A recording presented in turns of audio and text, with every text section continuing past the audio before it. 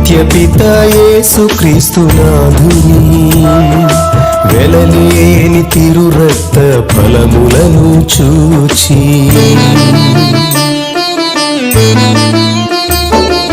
నిత్యపిత యేసుక్రీస్తు నాథుని వెలలేని చనిపోయిన వారు వారి కోసం ప్రార్థన చేసుకోలేరు, వారు ఒకరికొకరు సాయం చేసుకోలేరు. భూలోకంలో మనం ప్రార్థన చేసుకోవచ్చు, ఒకరి కోసం ఒకరు కష్టాలు పంచుకోవచ్చు, బాధల్లో పాలు పంచుకోవచ్చు. కానీ మరణించిన వారు ఒకరి కోసం ఒకరు ప్రార్థన చేసుకోలేరు. కాబట్టి మన బాధ్యత వారి కోసం మనం ప్రార్థన చేయాలి.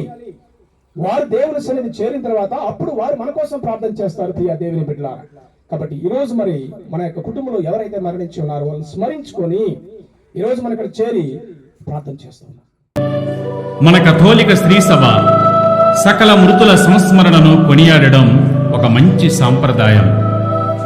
ఉద్యోగరీత్యా, వ్యాపార రీత్యా, వివిధ వృత్తుల రీత్యా మనం ఎక్కడ ఉన్నా గాని సకల మృతుల సంస్మరణ నాడు తిరిగి మన స్వస్థలాలను చేరి సమాధులను దర్శించి శుభ్రపరచి పుష్పాలతో అలంకరించి క్రొవ్వొత్తులను వెలిగించి ప్రార్థించి మరణించిన మన ఆత్మీయుల ఎడల మనకున్న అనుబంధాన్ని, ప్రేమానురాగాలను జ్ఞాపకపరుచుకుంటాం.